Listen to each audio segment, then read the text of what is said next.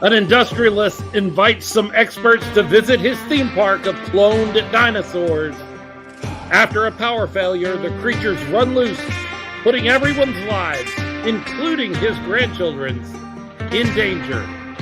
But in the end, life finds a way. This is Jurassic Park.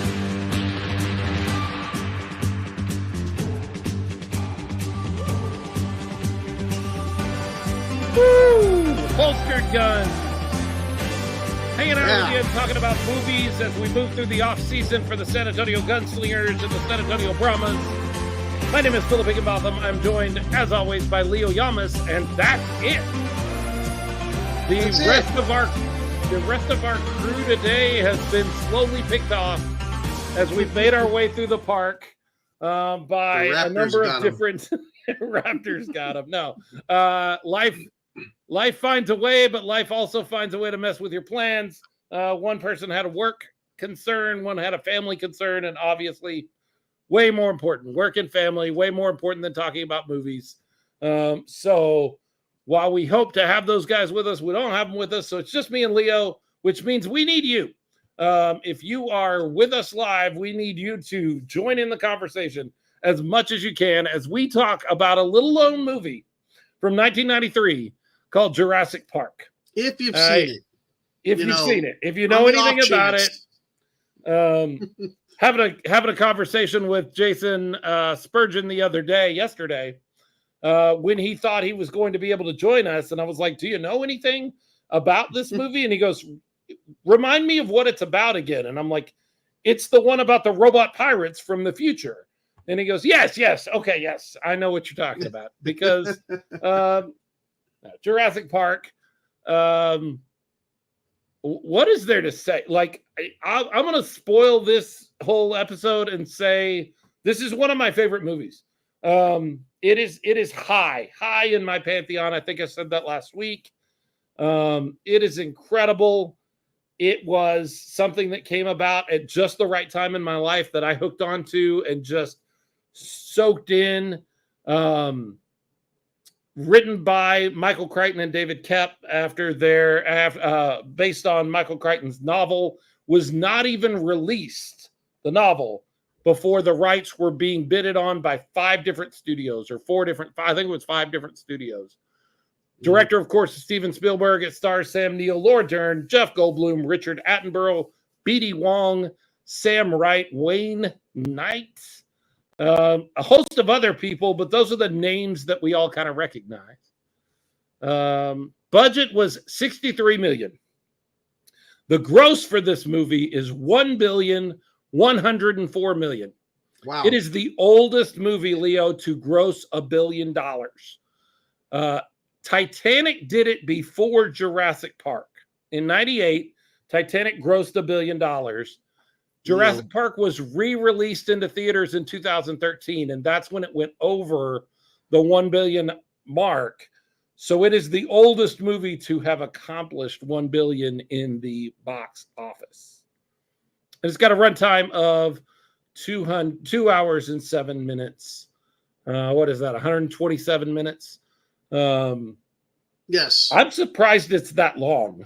It does not feel that long. It doesn't feel that long. No. It's definitely a fast-paced movie. Lots going on. It is. God, it is. It's fast-paced. It's paced well. We're going to talk a little bit about that. I certainly have that in my notes to talk about. But first, let's talk a little bit about our first contact with this movie. Where did you, Leo, come across? It was in the theater because I think everybody close to our age saw this in the theater. That's how you get to $1 billion in 1993. Is everybody goes and sees it. But tell me a little bit about your first contact with this film. Well, I was what, I think about 17 years old. So I thought my future had something to do with computer graphics or graphic design, animation, something like that. You know, I was definitely interested in that sort of thing. And Industrial Light and Magic, who worked on the movie, obviously a very big name in that field, in CG. Being George Lucas's company that worked on Star Wars and things like that. So I definitely saw it at the movie theater. I mean, I was 17 and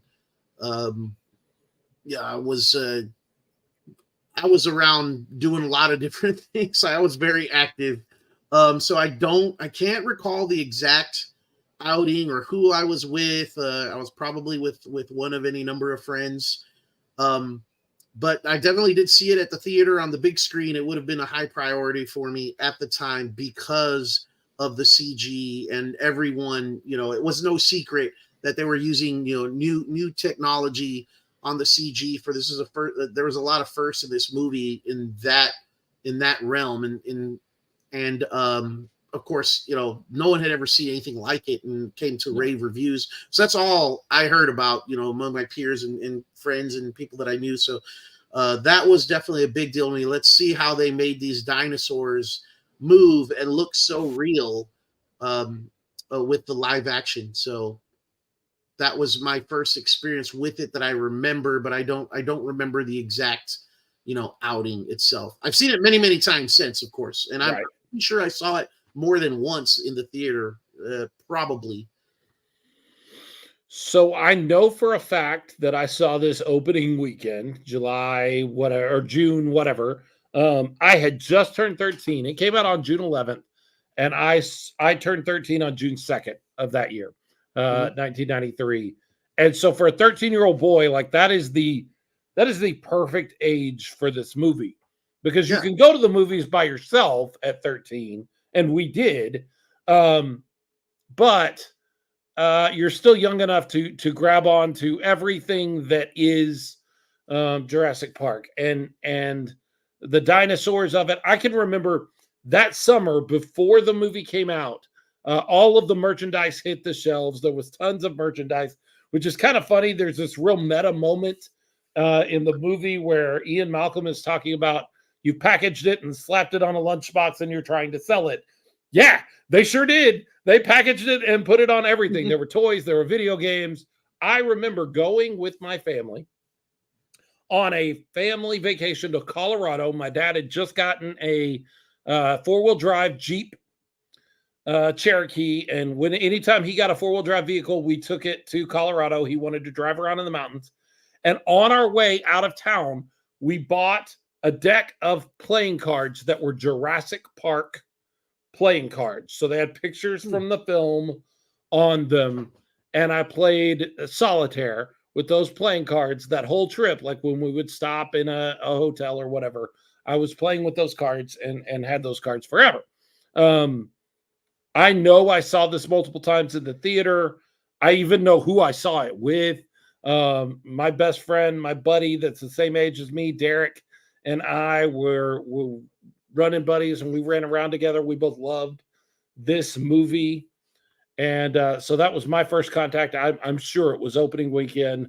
And I know that this was the first movie that I went and saw multiple times. I can remember my parents dropping me off at the theater and like, what are you guys going to go see?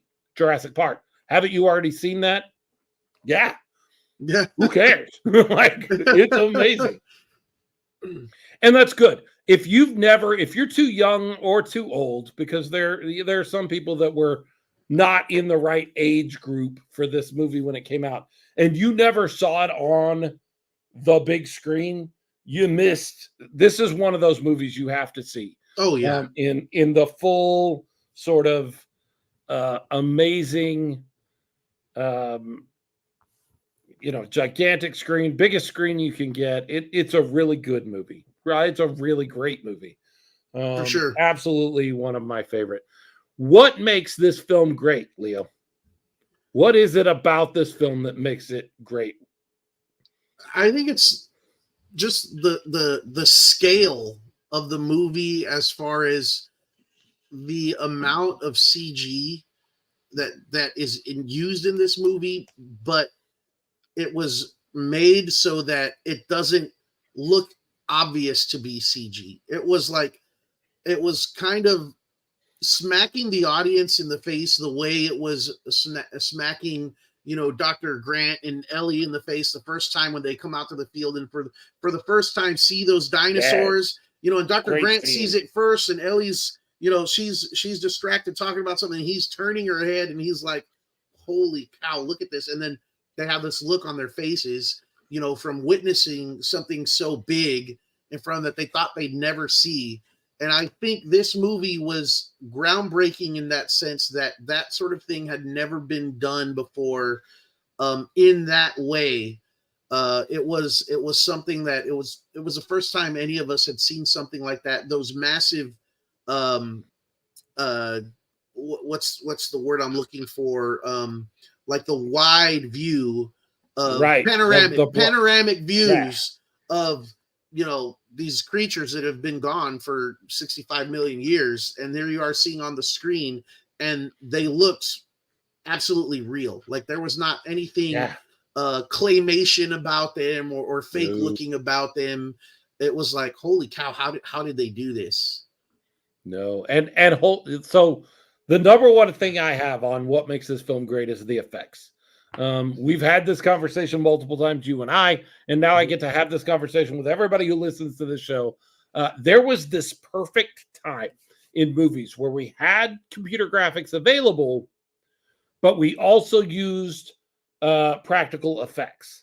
Mm-hmm. And it was right here. It was 92, 93, T2, Jurassic Park, right in this area where things were like this was. Go watch it now. You go watch it now and they still hold up. These effects still hold up. There's a couple. Yeah. There's a couple that you look at and you're like, okay, I see what we're doing here. And that, but not many. The Gallimimus screen is scene is one I think of when they're running across the field and they turn toward the herds. It looks a little hokey, but still really, really good. Stan Winston, Industrial Light and Magic get together and utilize these two different sides of effects, and it's excellent. The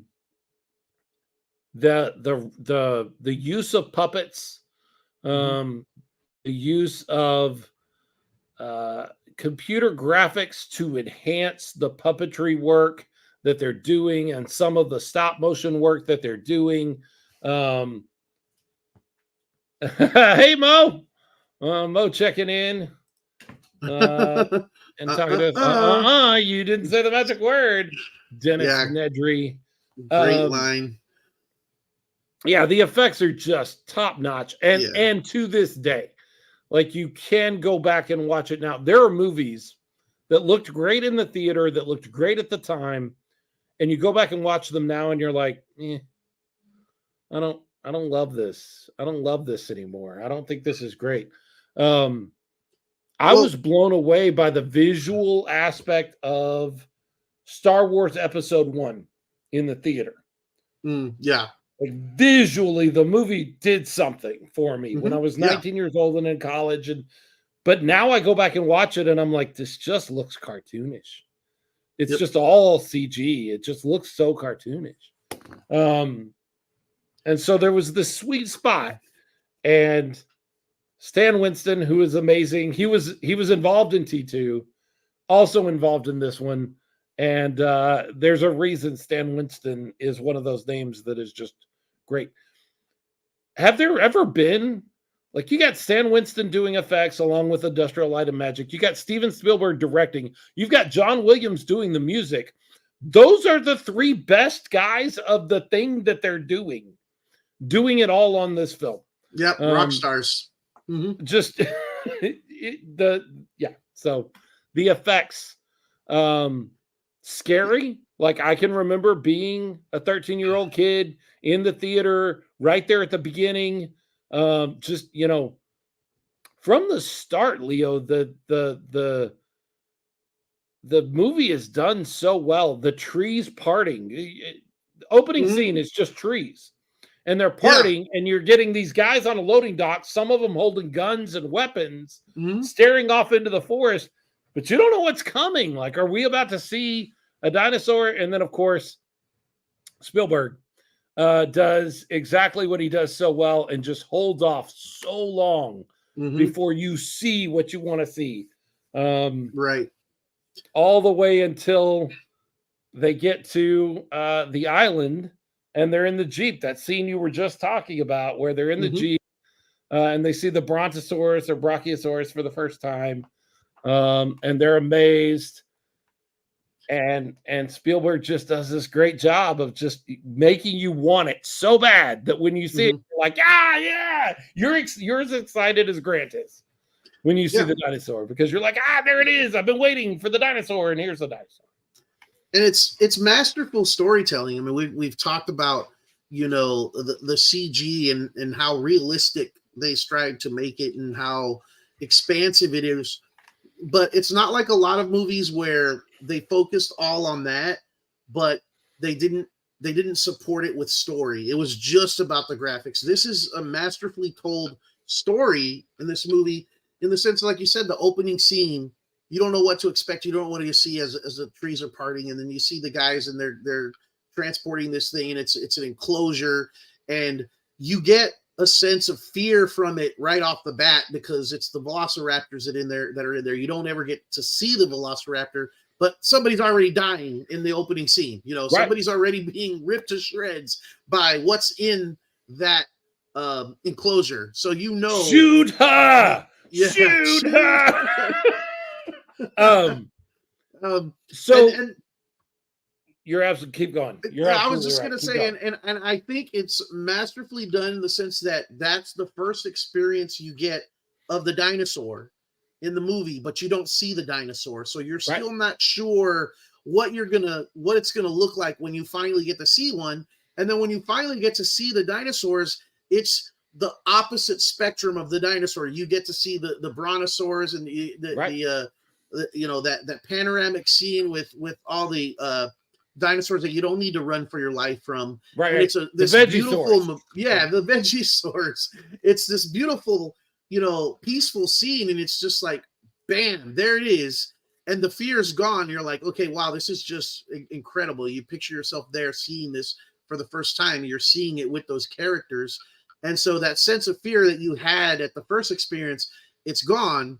And then you move on to the next time you see it, and that's with the T-Rex, and then it's extremely fearful all over again. So they kind of do this roller coaster thing with you with the dinosaur experiences. And it steers into one of the things that Spielberg was really smart with this movie. A is holding off. That's something he learned a long time ago when he did Jaws. It's more important to see less of the baddie and build the suspense. And he learned that a long time ago, back in '78 with Jaws. And he's bringing that to full force here in Jurassic Park. But I love the fact that we get exposition throughout this movie, which we get in any movie. Every movie has to have these moments of exposition dump where it explains to you what you're seeing or what's important or what the plot is or why this works and all that kind of stuff. This movie has about three of those scenes, and all of them are so entertaining that you don't even realize that's what you're watching.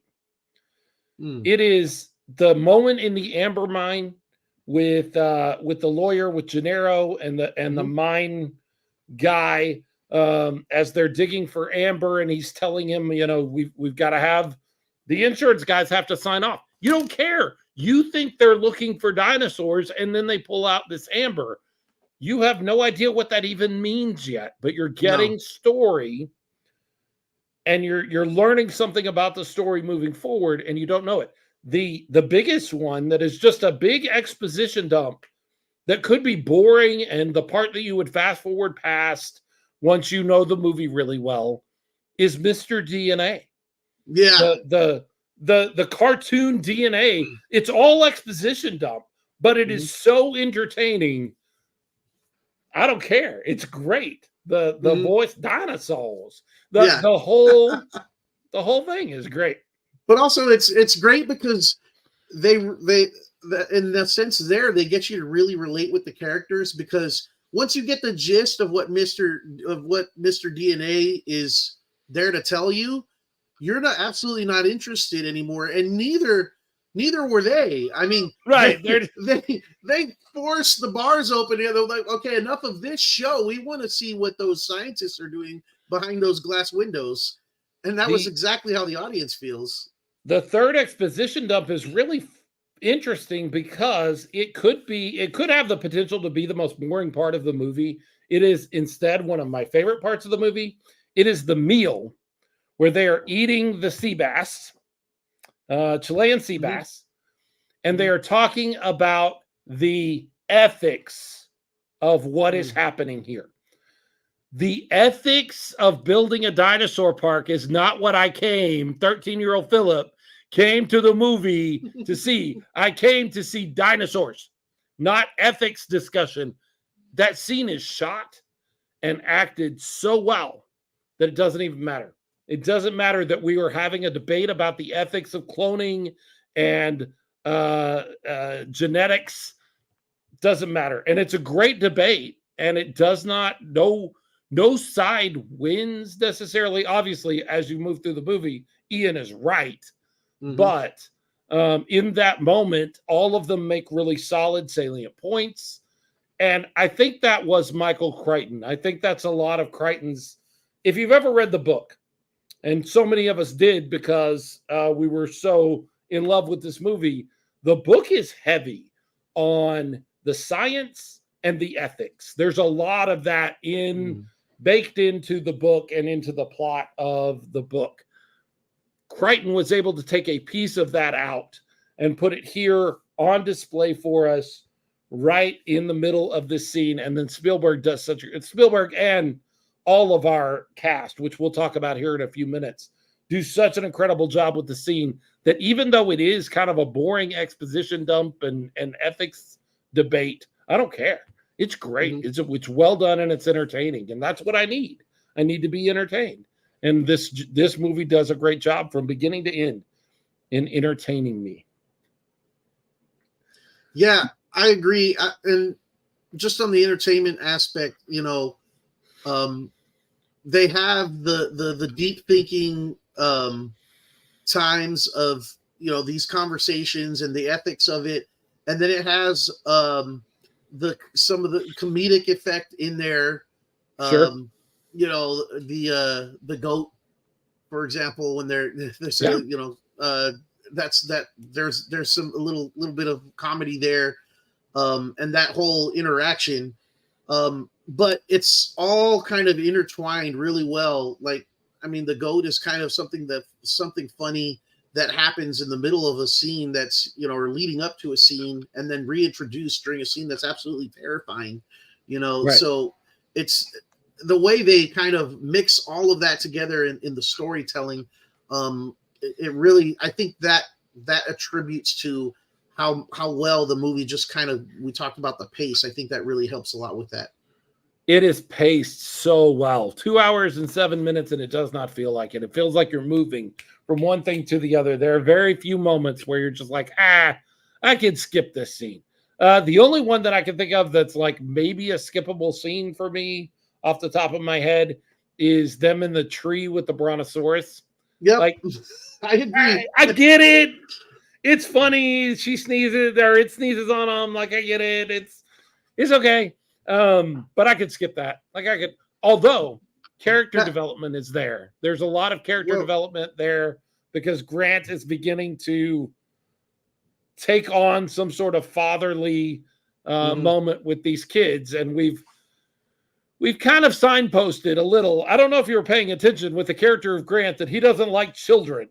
They try to, I don't know. They were so subtle about that as they started the movie with him threatening to kill a kid with a raptor and then running away from the children around the cars. I don't know if you understood. Grant doesn't like children. Did you get that? Was that too subtle?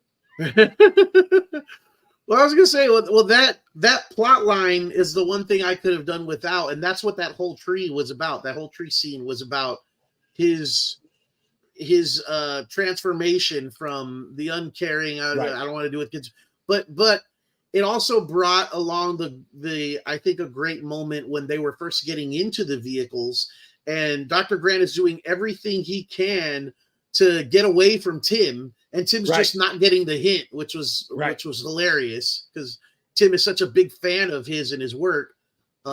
So, which is kids, like it's written. Yeah. Spielberg does kids really well, and these kids are almost perfect. The whole idea of like, which car are you riding in? Whichever one you're riding in. I'm so excited to spend time with you and talk to you. Like, that's kids. They don't pick up on the social clues of, I don't want to be with you. That's not the way they work. And just incredible. The pacing is really, really good. The direction is really, really good. We're going to talk in a few minutes about some of the folks that were possible directors of this film. I don't think anybody but Spielberg could have done this movie. I don't think anybody. The other thing that makes this film great, I think the unsung hero of this film, like dinosaurs are awesome. The actors are good. The directing is great. But the unsung hero of this film is John Williams. John Williams' score in this movie, like he's done great stuff. Star Wars is excellent. Superman is awesome. Indiana Jones is great. Harry Potter, he knocks out of the park. But for me, this is his best score. Everything about this movie could feel different based on the music, and he is in tune with exactly what this movie needs to be. Every second of music is doing exactly what it needs to do. The theme is incredible. The Welcome to Jurassic Park theme and the horns, it's incredible.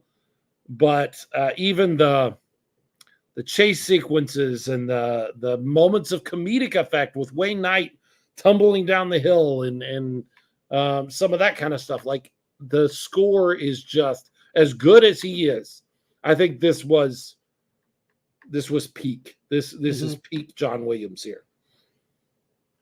I hadn't thought about that, but I would agree. It definitely was a strong point of the movie. And then the other thing I have to say, because I've gotten a reputation on this show already. We've done 3 episodes, and this is our 3rd one, and I've gotten a reputation as some sort of woman hater. One of the things that makes this movie great is a strong female character. Well written, even referential to the idea of feminism and all of those ideas. I love the moment where she and Ian is hurt down in the bunker, and Hammond and her are talking about getting the power back on, and he's this 80-year-old man, and he's like, I'm the one that should go. I feel like I'm the one that should go, and she's like, why? She's like, why? Because that doesn't make any sense, Hammond. You're 80 years old. You need a cane. You are not the one that should be going. And I love that moment. I think she is a well-drawn, strong female character. She exhibits all of the things. She still represents femininity in her character. Like, she's still motherly towards the children, and but she has the strongest sort of moral compass throughout the thing. I love the conversation between her and Hammond when they're eating the ice cream. And they're talking about the flea circus comment. And she points out that control is the illusion. You won't be able to, there's no point where you will control this. And now 7 movies later, we know there is no point where you can control this sort of thing. She's just really, really well drawn. So much so that when we had our 3rd daughter, and my wife has always wanted to name one of our daughters Elizabeth, when I realized that I could call Elizabeth Ellie, and made that Jurassic Park point, connection, I was like, okay, I'm on board. I'm on board. I won't say that I named one of my daughters after a character in Jurassic Park, but it sure helped. It helped us continue to move that direction, that Ellie was one of the heroes of Jurassic Park. Well, On that note, I mean, I'm definitely not going to go as far as saying that Jurassic Park is a girl power movie. It's no, Quentin Tarantino's Death Trap or anything like that. But you don't realize there's actually two instances, and one, the hero or heroine is at one point Ellie, where she goes and gets the power back online. Where was his name? Arnold failed. She finds him. She finds his arm, anyways. And without her doing that, everybody dies. And and then you could also, there's a second instance where you could say that Lexi is it really the young girl character? If she doesn't have her computer savviness and able to hack into that system and able to get the systems going and the locks on just in time as the Raptors are breaking into that where they've kind of all barricaded themselves into, and they're trying to get in through the glass windows and they're trying to get in through the door. If she's not able to do that at the last possible second, they're all dead. Every other scenario that involves like Dr. Grant or anyone else, he's doing stuff to progress, but there's never any instance where if he fails, everybody dies. Those two instances, if they fail, everybody dies. And I think those are the only two instances that I can think of, and they're both females that come to the rescue. The T-Rex at the end comes to their rescue and rescues them from the Raptors. And that T-Rex was a female. Also a female. No, just a lot of... There is a strong... there is a strong message about gender roles in this movie. If you really pick it apart, there's actually a lot of gender role kind of conversation to be had around this movie. What I love about it, because I don't want to get that deep into it, but what I love about it is that the women in this movie, both Lexi the girl and Ellie the woman, are never lesser because they're women. And I feel like the other two movies that we've covered at times dive into Buttercup in Princess Bride is lesser simply because she's a woman. She holds up her skirts and just yells for Wesley when the ROUSs are advancing on her because she's a woman and she doesn't have anything else to do. In Tombstone, I think they do a terrible job of giving us strong, decent women. In this movie, the women are on equal footing with the men. They're all going to be eaten the same if they lose or if they fail. So they are all on level playing field. And it even references a couple of gender roles. I love the Ian going through, God creates man, man creates dinosaur, or, God creates man, man creates dinosaur, dinosaur eats man, woman inherits the earth is a great sort of signpost that all of this is there are gender roles throughout this that we're not paying attention to. And they do a great job with a good, strong female character. So there you go. I don't hate women. In fact, quite the opposite. I want a strong, good female character like Ellie. Ellie.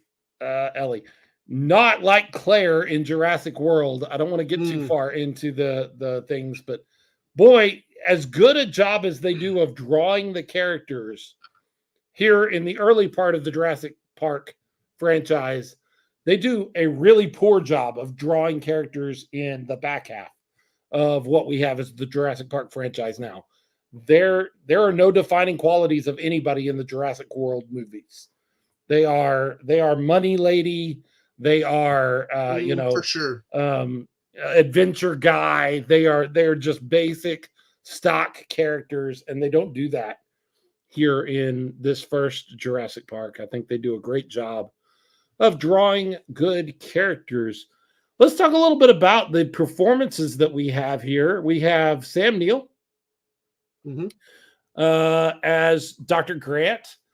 We have Laura Dern as Ellie Sattler.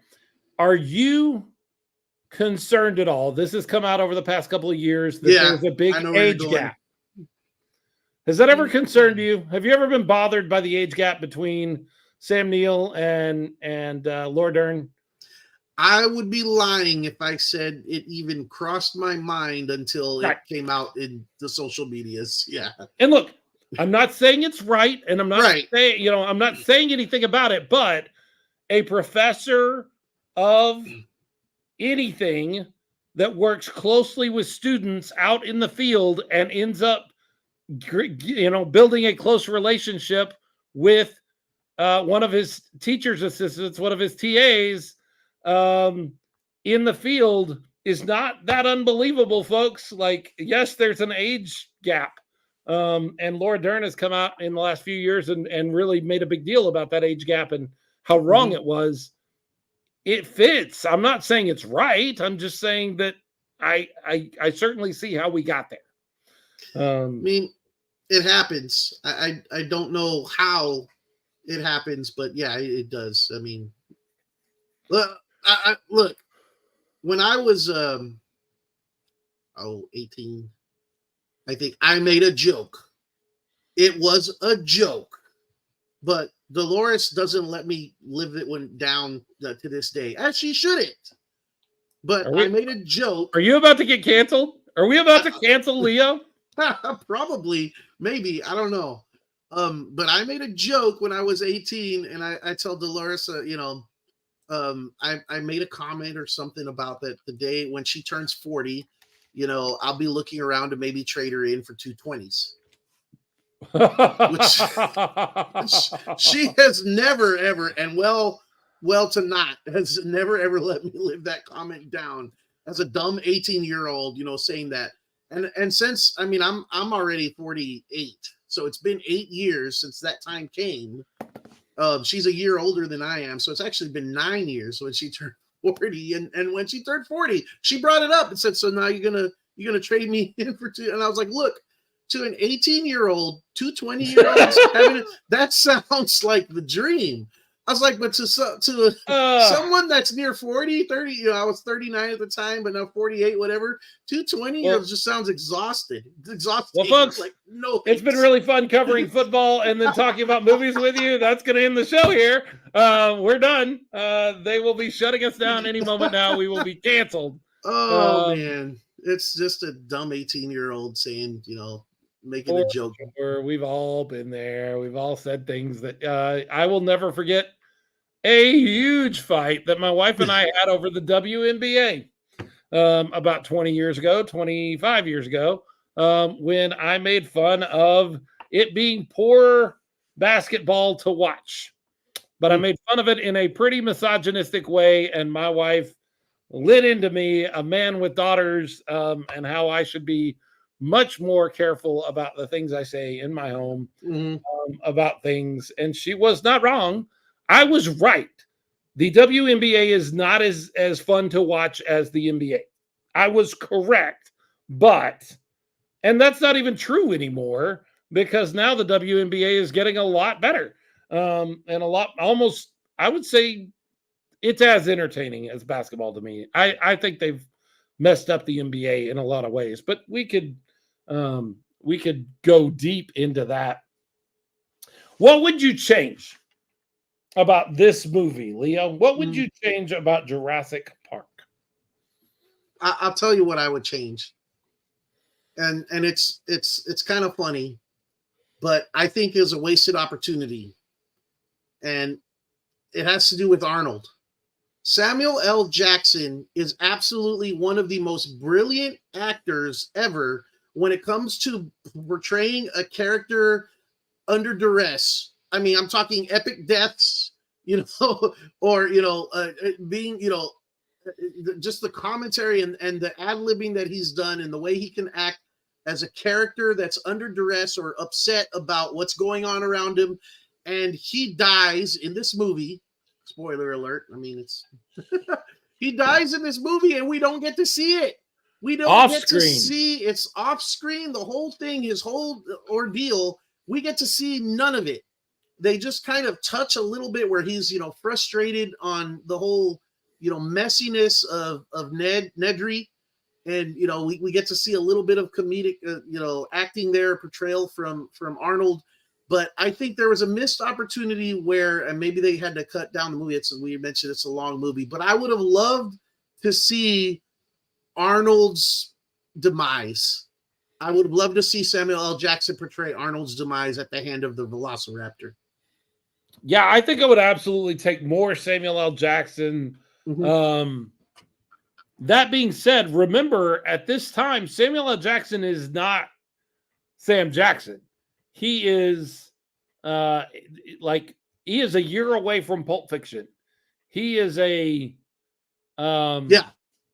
he's a low tier actor at this point. Like, he's doing National Lampoon's Loaded Weapon. Yeah. He's doing that kind of stuff. And by the way, he's great in that.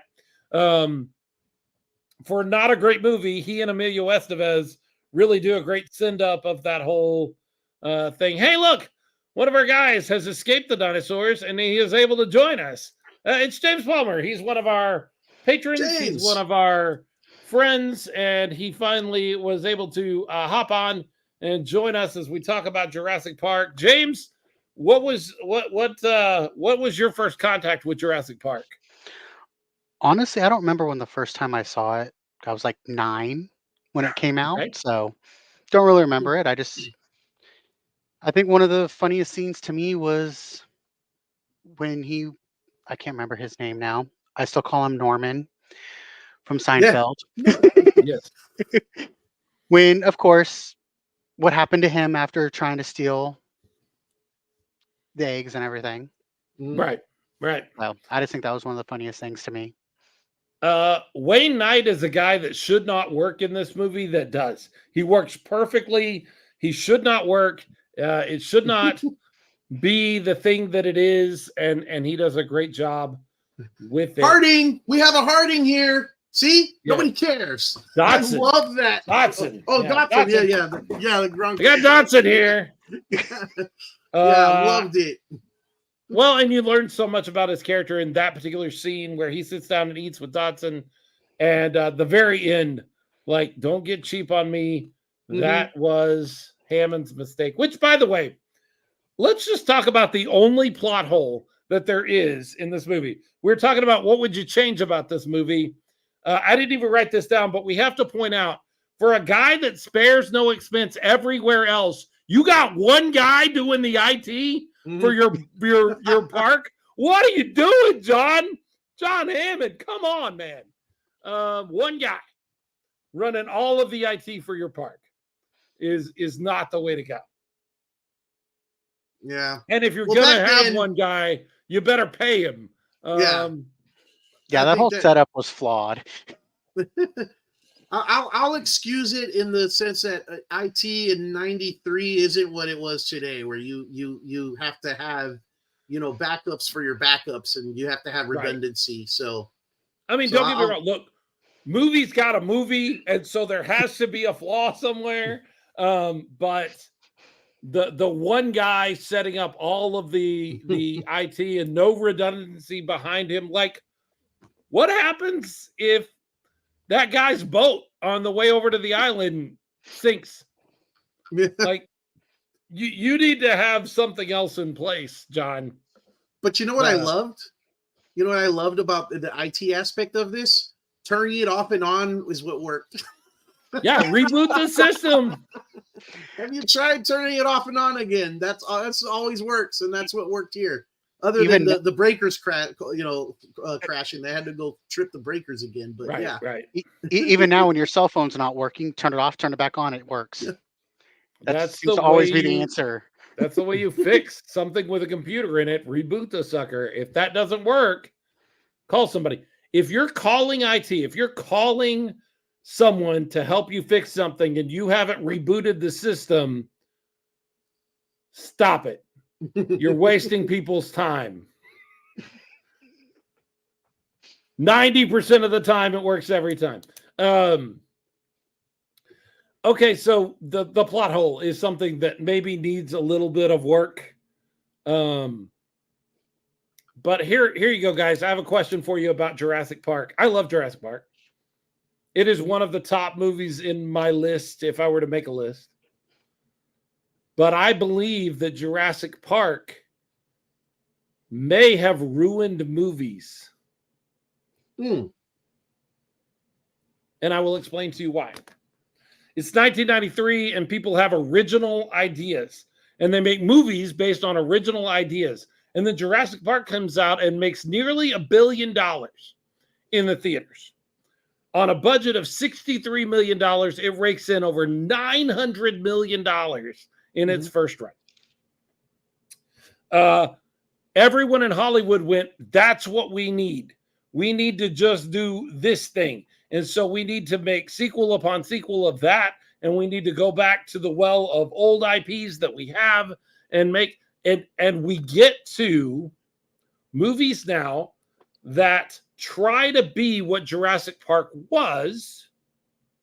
And they take all of the things that they think we love about Jurassic Park and throw them into a movie when that's not really what we came for. We came to see something we'd never seen before, and we got incredible character work. I think the characters are drawn really well and done really well. Now, what we get is incredible visual things to see on the screen in an IP that we feel comfortable with.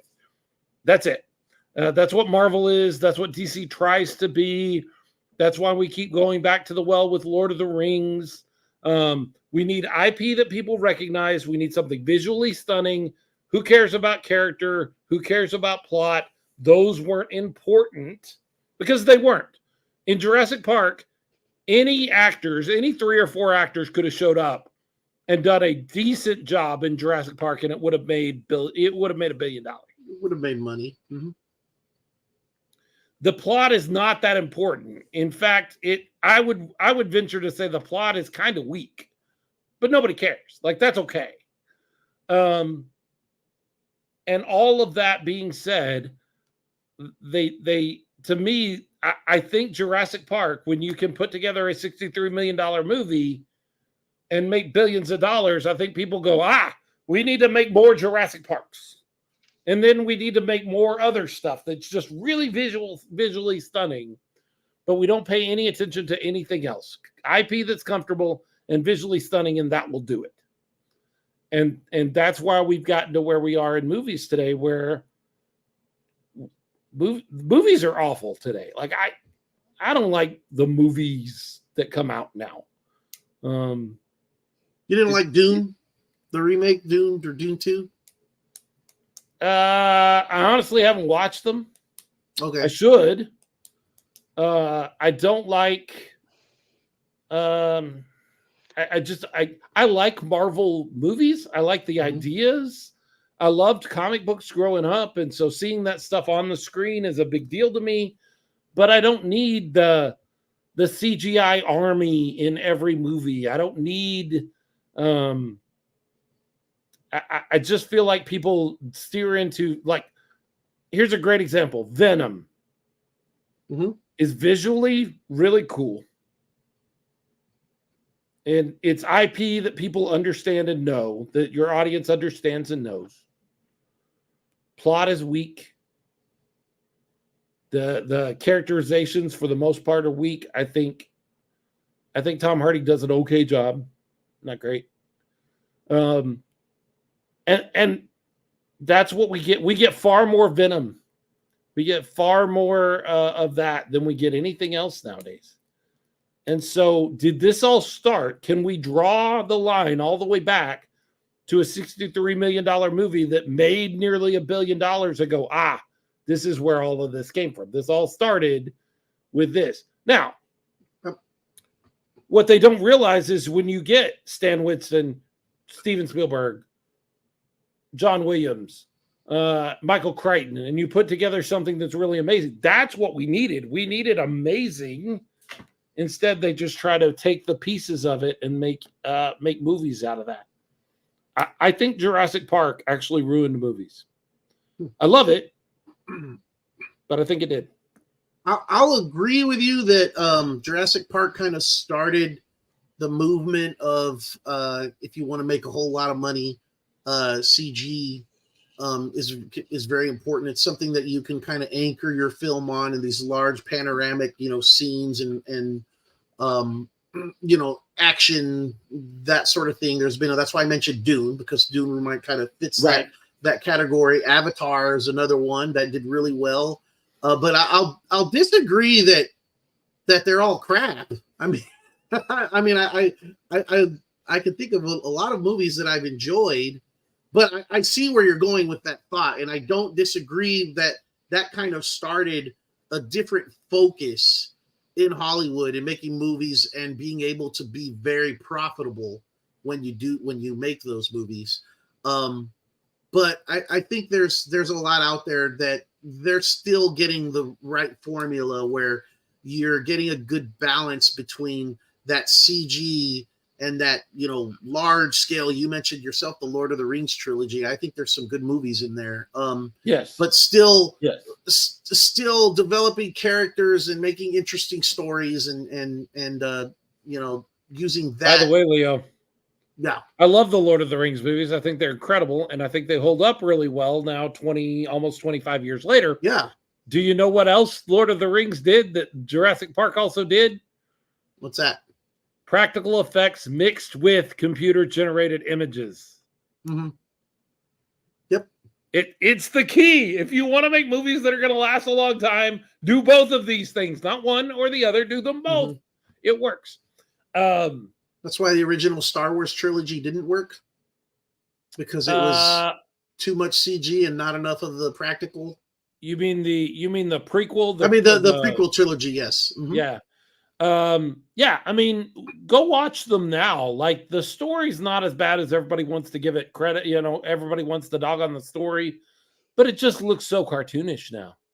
It almost looks, it just looks very cartoonish. You can tell we're watching human actors on a blue screen or on a green screen through the whole thing, and that everything around them is computer generated, and it's why The Hobbit is not near as good as Lord of the Rings, because he did not have the time to put together the practical effects that he did for Lord of the Rings for the Hobbit movies, and they tried to draw it out in 3 movies, which was a ridiculous thing to do. But he just opted for CGI to save time and money, and it shows in the Hobbit trilogy. It really shows. Anything else you would change about this movie? Well, I gave my thing. Is there anything, James, that you would change about Jurassic Park? I don't know. Considering it did as much as it did, I don't know if I would really want to change much. Fair to say. It is. I think it is one of those movies that gets as close to perfect as you can. Like it does a lot of things really, really well, and is great.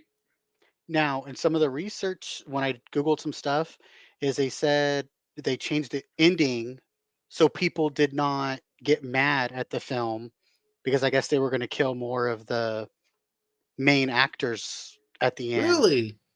I read something along that. And so they changed it to where, the T-Rex comes in and kind of saves them at the end. Yeah, there's no other way that should go. Like that.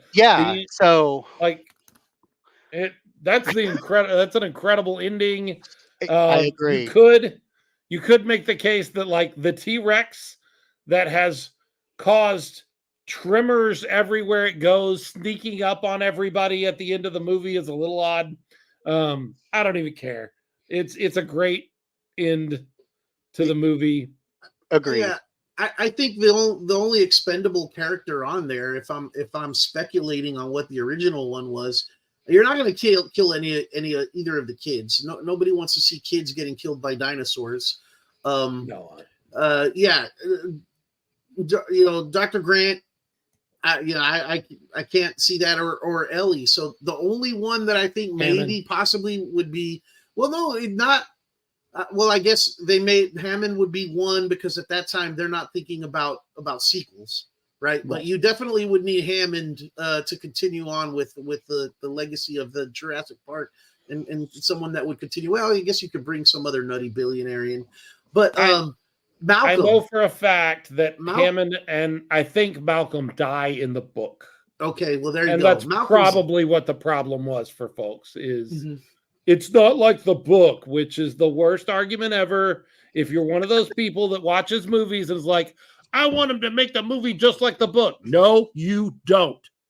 You do not want that. You think you want that. You don't want that. You don't want a direct adaptation of a book into a movie. You know why? Because they're two different mediums. And if you got if you got a movie that was exactly like the book, you would be bored out of your mind. Stop that stuff. They adapt movies well and they adapt movies poorly, but stop saying it needs to be exactly like the book. That's ridiculous. They got close to killing Malcolm. Yeah, they did. They did. Oh, on the subject of Malcolm, something I wanted to bring up. That whole, and it's got a following now, that whole scene where he's been injured and they have him laid up and he's kind of sprawled out like sexy Malcolm. I was like, I remember first seeing that and it was like funny but also uncomfortable. I'm like, why are they showing Jeff Goldblum like this? Like, why is that necessary? He's in a different kind of movie all of a sudden. But the funny thing is, you guys, I'm sure, well, pop culture and Funko Pops, they made a Funko Pop of Malcolm in that position. And I actually do own that Funko. That was one that I saw and I was like, I must have that. And I do have it in my collection. I probably should have had it so I could put it on screen for the viewers, but it's hilarious. So how this movie might have been different. I think some of this is really interesting. I want to have some discussion about some of this. This movie, or the IP this movie is based on, which is the novel Jurassic Park by Michael Crichton, was being bid on before the novel was even released. The idea of a park full of dinosaurs is something every studio went, we want to make that movie. Universal and Steven Spielberg won, but other directors that could have been attached to this movie if their studio had won. Tim Burton. God, no. I like Tim Burton. Think about the Tim Burton Jurassic Park. I think that would have been too weird for me to see that. Stop motion dinosaurs. You definitely get stop motion dinosaurs in it. Might have actually had more camera time with the dinosaurs if he was directing it. If you need to see how Tim Burton does dinosaurs, all you have to do is go watch Pee-wee's Big Adventure. There is a dinosaur scene in Pee-wee's Big Adventure with a stop motion dinosaur. You can see what you almost got with Jurassic Park if you go watch Pee-wee's Big Adventure. Oh man, I just can't stop picturing what is it, the caveman movie from is it the 70s with the stop motion like weird clay dinosaurs? Sure. Yeah. No. Yeah. All of those dinosaur movies. Yeah. Yeah.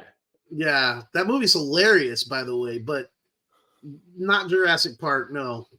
Other directors that could have been attached to this: Richard Donner, Superman, Lethal Weapon, knows how to tell a story really well. I think Richard Donner is a good storyteller, and so I think if he gets in the right with the right folks on the effects, I think it turns out to be, and he knows how to do that because he did Superman. And remember, Superman was the movie that made us, what's the old line about Superman? You'll believe a man can fly. This was a movie that made us believe dinosaurs could exist.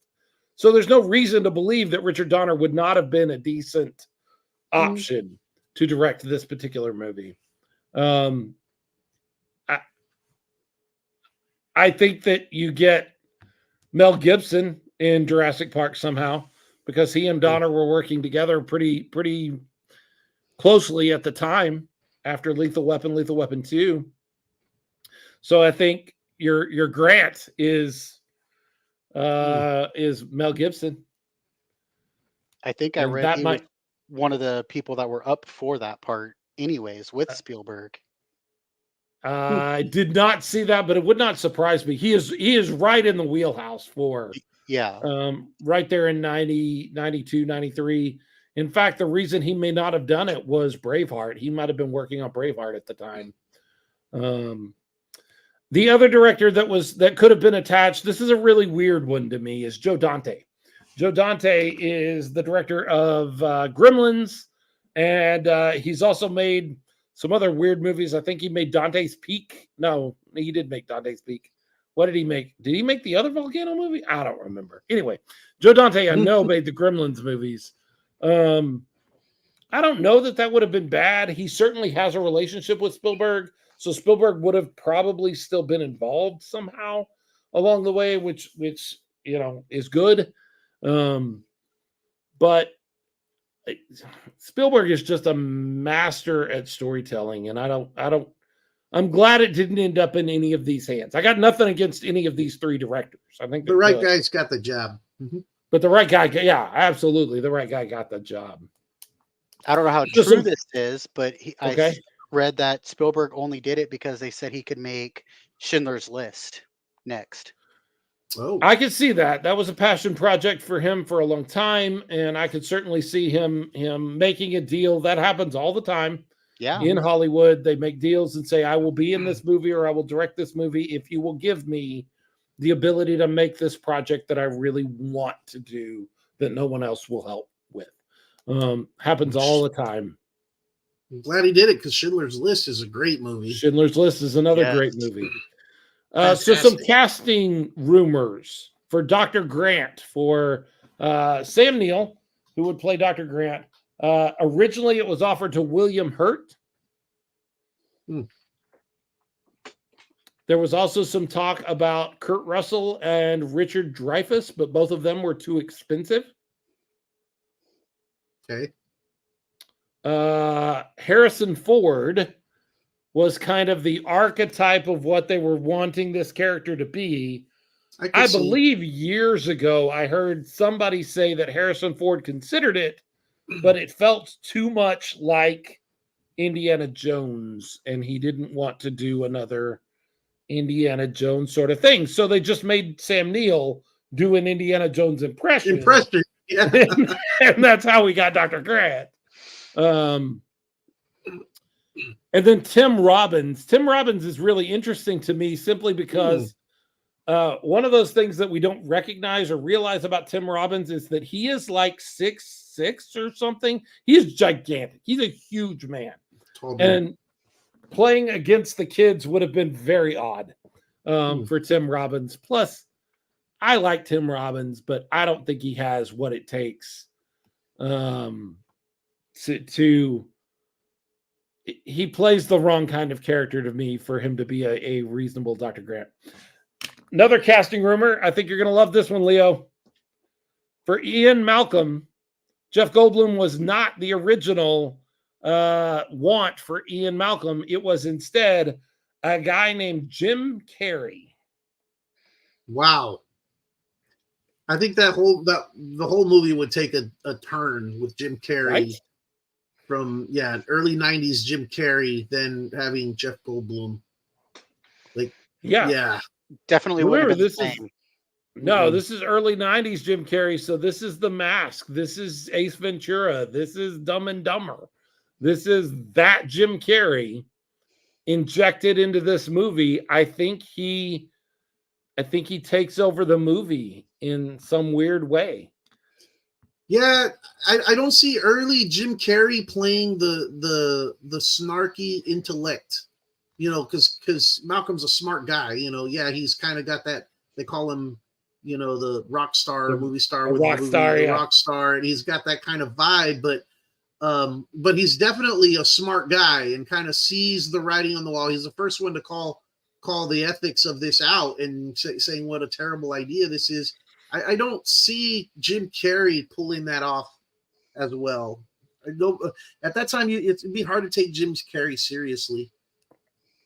Yeah, Ace Ventura. Yeah. Now, if you made the movie now and you put Jim Carrey in it, I could buy that. Like, I've seen enough Jim Carrey do something serious or something real that I would be okay with it. But at that time, like, all I knew the guy as was Ace Ventura and The Mask. Like, that's who Jim Carrey was. and Fireman Bill from whatever it was in Living Color. Yeah. Like, that's who that guy was. I can't imagine. Like, I think he would have absolutely taken this movie over, and it would be worse for it. Not that I think Jim Carrey is bad. I just don't think he's right for this particular movie. I probably wouldn't own that Funko Pop if it was Jim Carrey instead of Jeff Goldblum. Jeff Goldblum, The Funko Pop this would have kind probably of never existed. Yeah. Right. Jeff Goldblum, this kind of reinvigorated his career. 2 years later, he goes on to, I think it was 2, maybe 3 years later, he goes on to make Independence Day. Sort of the same character, same kind of guy, yeah. Just Goldblum becomes a thing, and carries on to today. Like, the Goldblum we have now, I don't think we get if he's not in Jurassic Park. I think he kind of fades into obscurity somewhere along the way, and Jurassic Park really brought him back to the forefront and made him into Goldblum, Jeff Goldblum. Yeah. Come to think of it, that's a fair point. Like, I forget which carrier, cell phone carrier he does commercials for, but that's Dr. Malcolm in those commercials. That's the same guy. What is it? Apartments.com that he does now? Yeah. It is okay. Yeah. There you go. Really weird commercials, really weird guy. He's a really weird guy, but that's okay. I love his character in this movie. I am not as big a fan when they bring his character back in the second movie. They changed the character. They have to, because he is now the emotional kind of center of the second movie, because he's got this daughter that is out there with him in the lost world. And so they have to change some of the things. He's not nearly as snarky, or he's much more grounded. He's much more like Grant. And you could say, well, yeah, after what they went through in the park, he would be that way. That's not what I want. I want Ian Malcolm again. And I don't think he was Ian Malcolm in the new movie, in the second movie. He was a version of Ian Malcolm I didn't like. Let's talk quickly. Let's finish this up, and then I want to talk quickly about sequels. So Ian Malcolm was almost Jim Carrey. Ellie, some options for Ellie. Robin Wright, who we just covered last week on The Princess Bride, was a possible Ellie. Juliette Binoche, Gwyneth Paltrow. You want to talk about Laura Dern being too young? Gwyneth Paltrow would have been like 19 at the time or something like that. This is just before Seven and all of that kind of stuff. Helen Hunt, also somebody that was mentioned for Ellie. If you're going to take Laura Dern out, the only one I would put in is Helen Hunt. I think her playing that character that she played in Twister makes a lot of sense in the same sort of role. Yeah, there's a lot of similarities, I think, so in the characters. So I could see that working. But Laura Dern did a fantastic job. Yeah, I would agree with what you were saying earlier in the character. So, and she was a very mature 23. I mean, she's supposed to be 23 at the time. Right. She's very mature. Her character is very mature for the age. So at the time, like I said, I didn't even notice. Right. Yeah. I don't think you get Helen Hunt to come back for any of the other movies. That's a good point. Possibly not. Yeah, you might be right. Although the only one she came back for was Dominion, right? I actually think, now that I'm actually looking at it, yeah. So that's a great way for us to jump into my next question. Is there a good sequel to Jurassic Park? There are 5 out there right now. If I could do my math right, there are 5 sequels to Jurassic Park. And I realize that none of them are going to be Jurassic Park. No.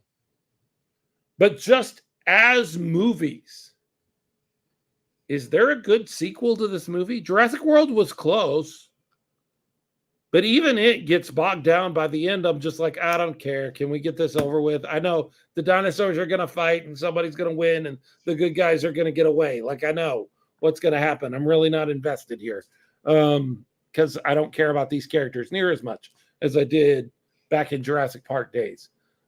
Is there a good sequel to Jurassic Park out of the 5? Are any of them good? I mean, they have their moments. They're fun at times, but I do think, yeah, like you said, they drag on. It's kind of like more of the same thing. So, they're just trying to one up each time, and eventually it gets a little repetitive. So I definitely see that. I wouldn't call them. They're not as great, memorable. but they're not as memorable. They're not bad, but it's hard to do that again. It is, or is it? I mean, you can have something like Star Wars and create a great movie that starts off your franchise, and against all odds, you come back and make a better movie in Empire Strikes Back. Look, I love Star Wars. Well, but Empire Strikes Back is a better movie than Star Wars. And I think there's a reason for that. I think it's because in Jurassic Park, the only way you can make that work, and they flirted with going outside of that, but it wouldn't work anymore. I mean, the only way you can make that work is for the dinosaurs to be contained.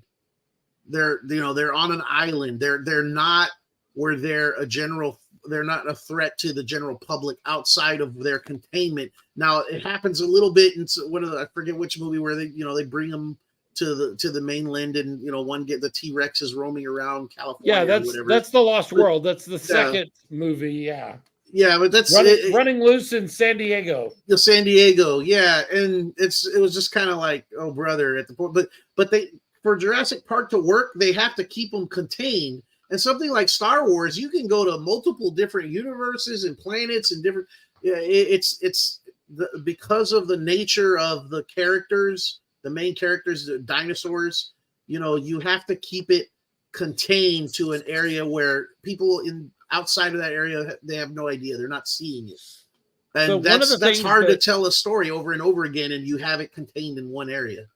One of the things that you always have to have for a sequel is you have to return characters for a sequel, right? Like we never have a sequel to a movie where we don't have people from the first movie come back. That's part of being a sequel.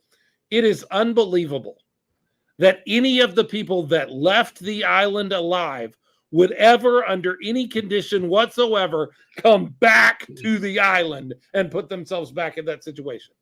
Ian Malcolm is not doing that. I don't care if his girlfriend is over there. He's like, well, I'm finding another ex-Mrs. Malcolm because she's gone. I'm not going over there to rescue her, which is the whole plot of the second movie. Grant, they get Grant back in the third movie. And again, like, oh, we're just going to fly over it. Don't care. I'm not getting anywhere near that island, period. It's not going to happen. And then all three of them come back. They're in Dominion. And again, like they've all been through this harrowing thing twice now, and you're going to get them to come back? This isn't happening. This isn't realistic. This is not real life. I don't think there is a good sequel. 2 is bad. I tried over the years to really give 2 credit. It's not. There's no credit. It's even a Spielberg movie, and it's bad. It's bad. It's a bad movie. It's got a few good moments, but it's a bad movie. Yeah. 3 is the closest one, I think, to being a decent movie, and the reason for that is I think it retcons a lot of the original novel and kind of brings it in through the side door. There's a great river scene in the third movie that comes right out of the book, almost the original Jurassic Park book. Jurassic World would be great if they gave me characters to care about. And frankly, that whole trilogy is that way to me. Fallen Kingdom, Dominion, and Jurassic World all are decently done movies, but I don't care anything about these characters. Not even Chris Pratt can win you over, huh? And I like Chris Pratt. And he's a very likable guy. Yeah, that's my point. Yeah. I like him, and I like what's her name? Howard's daughter, Bryce Dallas Howard. I like her. I like him. I don't like the characters are not well written. They're just archetypes. They're not real people. They are movie characters. They are not people. They're movie characters. So I don't like any of those three. And now they're making apparently a 7th Jurassic Park movie. Scarlett Johansson from something that I looked at earlier today is attached, and Ian Malcolm, Jeff Goldblum is supposed to be coming back again. We'll see. We'll see if they figure it out, but I don't think there's a good sequel to this movie. If Scarlett Johansson's in it, I'm watching it. I'm a fan. Sorry. I understand. I completely understand where you're coming from.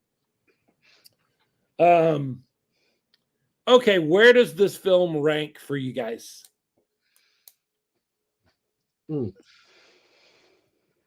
Is it a top 10 of all time? Is it a top 10 in its genre? What genre would you place this in? Is this an action movie? Is this a horror movie? Is this an adventure movie? Adventure. I think it's kind of all three of those things, but Yeah. Yeah. I could see it being all three. Mm-hmm. I would put it adventure first, and then second action, third horror, because there's some, it does have horror elements. Anybody tells you this is not a horror movie, there are definitely horror elements in Jurassic Park. It does some things that horror movies do better than horror movies do it. It's got some horror elements in it that are really, really great. Mm-hmm.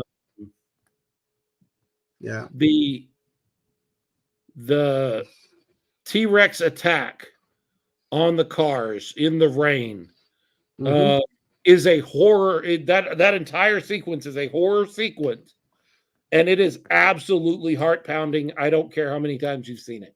I remember incredibly well done. That's one thing. I just had a mental flashback. So I told you I don't remember the exact experience of watching that movie live. That scene I remember simply because of how loud it was. You had the rain in the background, the booming of the rain, and then you just had the shriek of the roar of it was almost like a train horn, just loud of the T-Rex. And the characters are screaming, and Lexi's running around and trying to evade him around the Ford Explorer, and it's just that scene was definitely, there was a lot. It was a scary moment. It was very loud moment. Yeah. I remember that clearly. Yeah, they are the idea of one of the tropes in horror movies is running away from the killer, the bad guy, and going upstairs and going into this room, and you don't know where they are. You can't see them on the screen, so they could be anywhere. All of that is in that scene. Mm-hmm. All of those moments are contained, even though it's a giant field area where they can see everything, you can't. As the watcher you can see them, but you don't know where the dinosaur is. And so it's got a lot of horror in it. In that particular instance, and it is one of it does horror better than some horror movies do horror in that moment, especially the newer horror movies. Yeah. Oh yeah. Yeah. Yeah. I mean the light, the flare, the pursuit when they get in the Jeep and they're running away, with the second encounter on the T-Rex, and then the whole thing, objects in mirror are closer than they appear. And there is some great humor. Like, it's not a comedy, but there is some great humor in this particular movie. I was just thinking of the tree sequence where they come down out of the tree. Grant and Tim come down out of the tree as the car is falling on them. Another very well done sort of traditional action sequence, but very well done. They get all the way down, and then the car starts to fall, and he carries them out and it falls. And he goes, "We're back in the truck, but at least we're out of the tree." Well, we're back in the car again. That was great. And him counting down 1, 2, and then the electricity comes on and blows them off the fence. There's this really scary moment for a 13-year-old kid watching it in the theater where you're not sure, did Tim just die in front of us? That's not how these movies go. And they bring him back to life, and the first thing he says is 3. Just there's some really good comedy. My favorite. Go ahead. I was just gonna say with Tim and that line, you reminded me of something. Back when you were asking, was there something else you would change? I think they do a great job of making you like Tim a lot throughout this movie. They don't so much with Lex. I did not like her nearly as much as I did Tim. Now, I'm not talking about the character portrayal, and Ariana Richards did a great job. I understand what you mean. There were some moments in her facial acting were really great, but she was just not a likable character as much as Tim. The gap was wide, I think. So we got back to nobody wants to see kids killed by dinosaurs, but if you had to sacrifice one, I'd feel a lot better if it's Lex than Tim by the end of that movie. Part of that, Leo, may just be we all liked him, and his bratty older sister is obviously sort of diametrically opposed to who he is. There is a moment in the movie where Tim, as much as I like him, as much as I love him, is utterly and completely useless. Yeah. When she is working on the computer and trying to pull up the door locks, he is standing on her chair, just banging on the chair. They need the gun over by the door. Tim, go do something, man. What are you? He's a kid. He's doing what a kid's supposed to do in that situation. She's the one that's useless. Out of what a character at the time. Very useless. Kid gonna be able to hack into a system and I know Linux. Gonna be able to do that.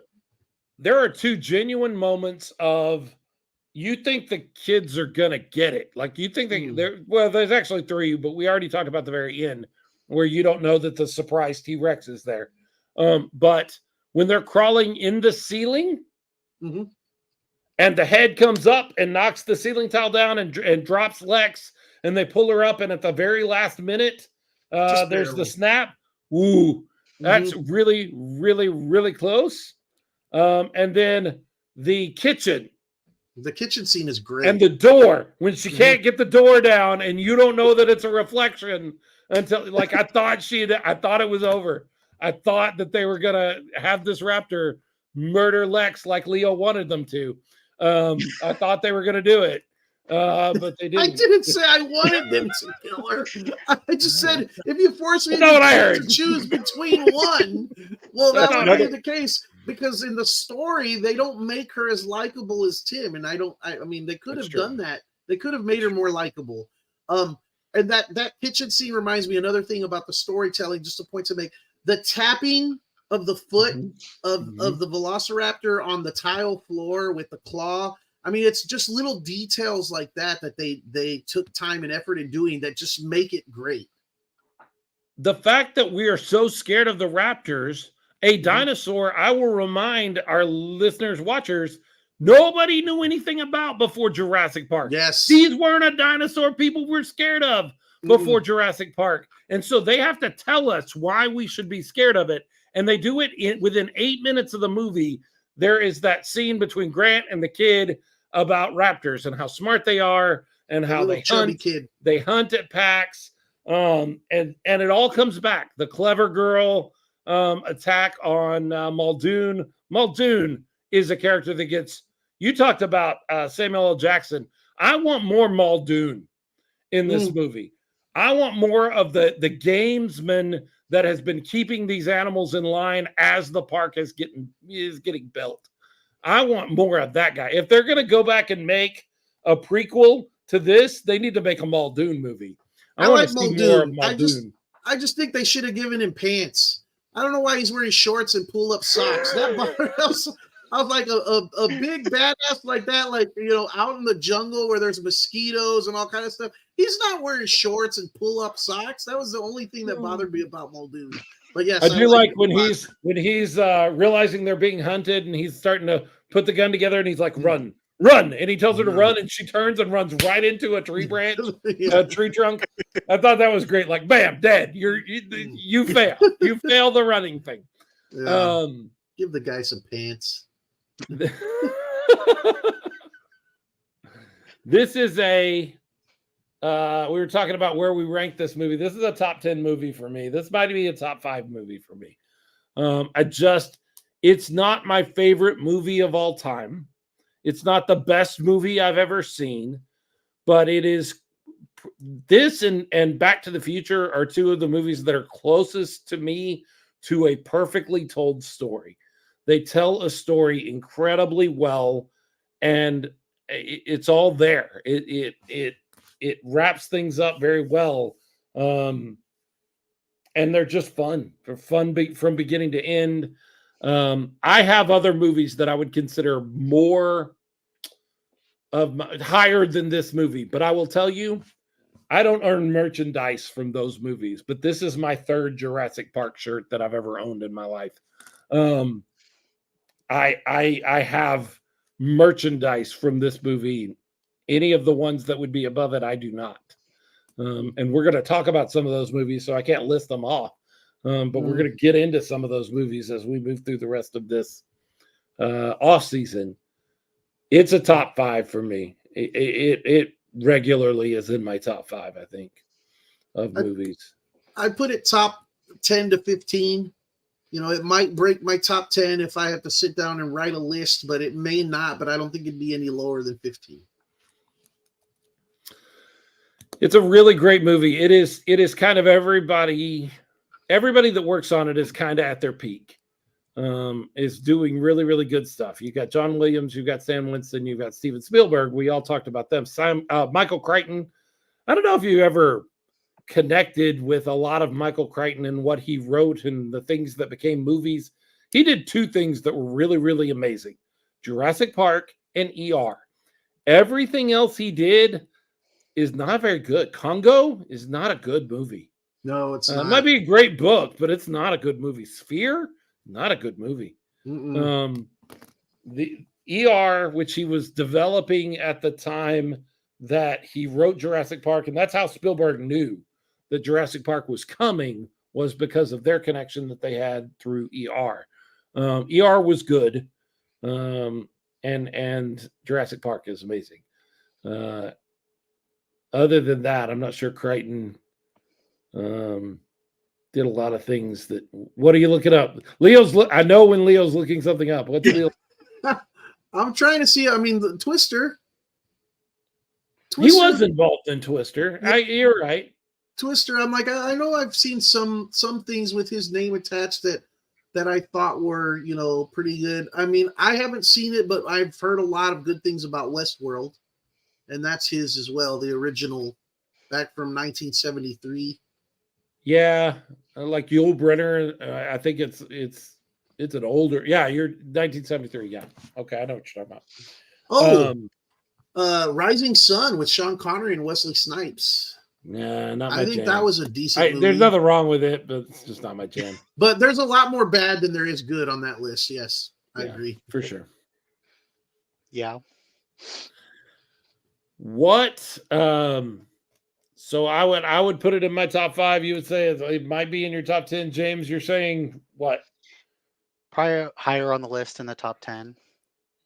Probably like 9 or 8 or 9. I love it. Something like that. I love it. Well, what else can we say about Jurassic Park? I hope one day we get a decent sequel or something in the IP that is decent. It may even be a prequel. That seems like a logical place to go, is like, how did we get to the park? We get more Muldoon that way. And maybe more Arnold, but it wouldn't be Samuel L. Jackson. Yeah, well, it would be either one of those guys playing them, but yeah. Right. On a whole, I would say leave it alone. I don't think anybody could beat John Hammond like Richard Attenborough. We didn't talk about Richard Attenborough, but Richard Attenborough, really interesting. He had not taken an acting role in 14 years. He was directing, and a very storied and amazing director. I think he made Gandhi with Ben Kingsley. And Steven Spielberg approached him and said, "Hey, I want you to be Hammond in this movie." And he goes, "I don't act anymore. I don't do the acting anymore. Why don't you get somebody else?" And he goes, "Because nobody else can be this character like you can be this character." And I think he's right. I don't know that you get any. I don't know that Hammond can be who he is, which is ultimately this evil genius, this evil. I mean, he's evil. He is a bad guy, and he is the bad guy in this movie in a lot of ways. And none of us feel that way. We think of him as this lovable grandpa because of the way Richard Attenborough plays him, because he is just this lovable, wonderful, will be Santa Claus in a couple of years, in Miracle on 34th Street kind of guy. And we're okay with that. We're okay with dying in this man's park if he's that nice. He's that good a guy. I'll come die in your park. It's fine. I did read that Sean Connery was offered the part first. I don't know how true that is. Boy, am I glad that did. And I love Sean Connery. Like, I'm a huge James Bond guy. I love. Yeah. Obviously, he would have had a connection with Spielberg from Indiana Jones a few years before they had done Last Crusade together. So that would have made a lot of sense. I just don't know that he would have been the evil guy. Like, you would have had no trouble. Yeah. I think that's what they were not going liking for. Hammond, you know? I think that's what they were going for, but because he turned it down, they had to go a different direction. Yeah. Attenborough is great in it. There's a lot of great performances, but what's interesting, and Leo, you and I had this conversation last week, the casting is not what makes this movie. They could have tossed a lot of people into this movie and still had a really great movie. None of the cast outside of maybe Jeff Goldblum make this movie. Yeah, I can't replace Goldblum, but you could probably think of somebody for everybody else. I mean, maybe Hammond, like you're saying, Phillip, but yeah. I mean, let's be honest. If you were able to retcon this entire movie and have Jurassic Park with Harrison Ford instead of do it, Sam Neill, you're doing it. Yeah. We're all doing it. Like, I want to see that. I want to see what that looks like. Yeah. Would have probably made a little bit more money at the box office with that name too. But would it have grossed more? Would that have been enough to offset what you would have had to pay Harrison Ford? So would it still have grossed what it grossed? I don't know. I like Sam Neill. Sam Neill was almost James Bond at one point. Did you know that? Did not. No, but I can see that. In fact, he did a screen test. It's out there on the internet. You can watch it. He did a screen test for Bond back in the 80s. He was very nearly James Bond, and would have been pretty good at it too. I think he would have been. I think he's got that right look for it. A fairly solid James Bond. Instead, we got Timmy Dalton, which is not a bad guy, but Shakespearean actors should not be action actors. Doesn't always work well.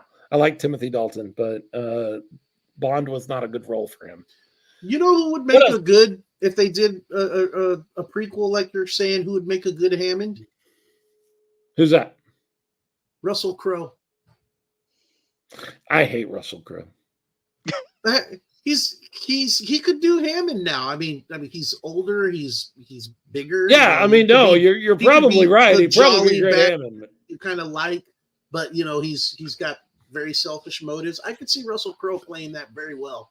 I just can't stand Russell Crowe. And now that I've put this out on the interwebs that I don't like Russell Crowe, I would not be surprised to see him show up in Palacios and want to fight me, because that's the kind of guy Russell Crowe is.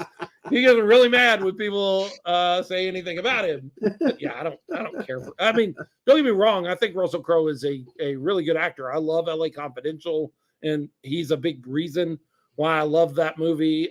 He did a great job in Gladiator, which they're doing a sequel. They have done. Yeah, it is finished. No, it's they're done, doing a sequel. And why? Ridley Scott, if you want to make another Gladiator picture, that's fine. If you really like that kind of picture, go make another one. You don't need to call it Gladiator 2.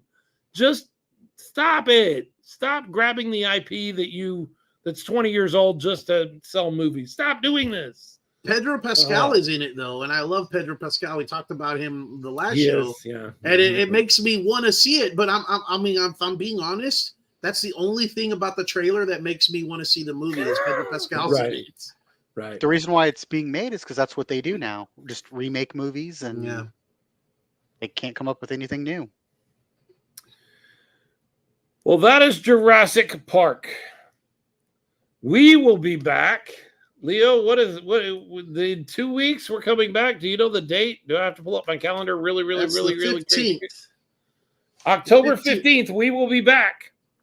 But as is our custom, we will not tell you what the movie is. We will simply share that we have talked about it already on this podcast. It has come up. We've talked about a lot of movies, though, so that doesn't really help. And despite what it seems based on the title, it is not a sequel to anything. Nope.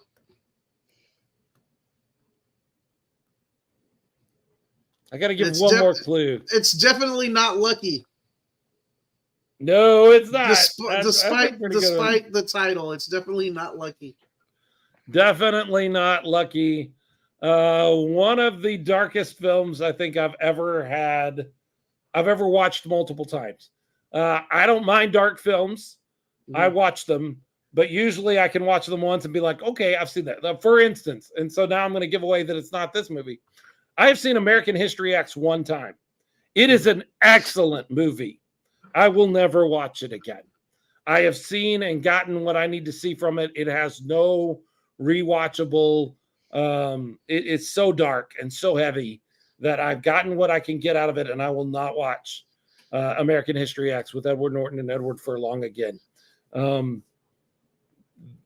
This movie that we are covering in 2 weeks, also very dark, but I've seen it multiple times.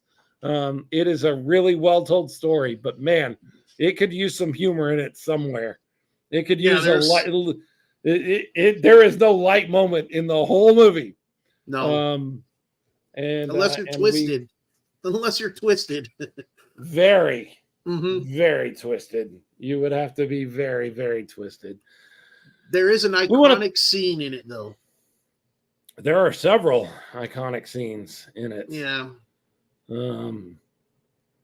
There's a lot to the movie. It's really hard to put this movie in a box.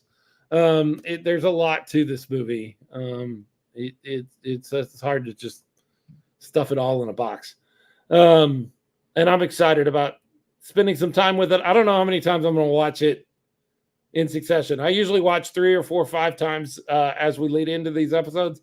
I don't know that I can do it with this one, but we'll try. James, thanks for joining us. I know you were a little late. We really appreciate you hopping on. We appreciate you and your family. Are you excited? Are you getting excited about Gunslinger season yet, or are you still holding off right now until we get like a schedule and some of that kind of stuff? I'm excited. I can't wait. I'm counting down the days. Need some football. I really think we should be getting a schedule very soon. In fact, I almost reached out the other day and said, hey, to the team and said, hey, when's this coming? And no luck. Somebody here, some games. Somebody here you might know is guessing what our next movie is. Jaden Palmer. The Lorax? You got it in one. Crazy. How did he guess that the dark movie? Forgive him being delusional. He fell off of a scooter and ran into a tree. Oh, no. At first, college is fun. Yeah. College is fun. College is fun. I remember college. He's got a tournament this Saturday. Good luck on that. He didn't hurt his wrist or his hand or anything on his. No. Luckily, he was only out for about 4 or 5 days. Okay. But yeah, he's going to be bowling in a tournament this Saturday in Fort Worth. we're going to head up there. Good luck. Very cool. Very cool. Well, if you are interested in joining us for any of the movies that we're doing, you don't know what movies they are, so you just have to reach out to the show and be like, "Hey, I want to talk about movies with you guys," and we'll maybe find a place to plug you in, like we did with James and with Mo and Iris last week, and with Jason and Jordan back a month ago. You got to wake up at 3 a.m.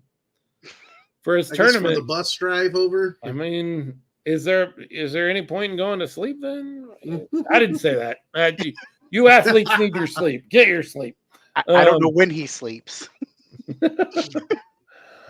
Join us in 2 weeks as we talk about a dark movie that has a lot of really good stuff in it. A lot of really solid, well-told story. But man, it's rough. It's a hard one to get through. And what else can we say? Leo, you got anything left? Nope. I'm just looking forward to the next one. This is a movie I haven't seen in a good while. I've seen it multiple times, but it's been a minute since I've seen it because it is so dark. You know, you gotta kind of take a break from it. It's not one that you're gonna watch on a regular basis, but I definitely looking forward to see it again. Over the summer, my daughter, who is in college, Abigail, was home, and we were watching good films. I wanted to just go through and show her some really good films, some things that I really think are solid films that are saying something. And so we watched some great stuff and some other stuff. But this was one of the ones I watched, and it is the moment where I realized that there is just no levity at any point throughout the entire movie. There normally, when you make a big Hollywood movie, even if it's a dark, hard movie to get through, there is some levity, some smiles, some chuckles, some jokes, something. Right here. There is none of that in this movie that we're going to be covering. Maleficent? No, it's not Maleficent. No.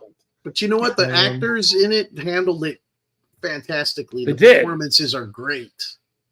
Some of the best performances, the 4 main characters in this movie.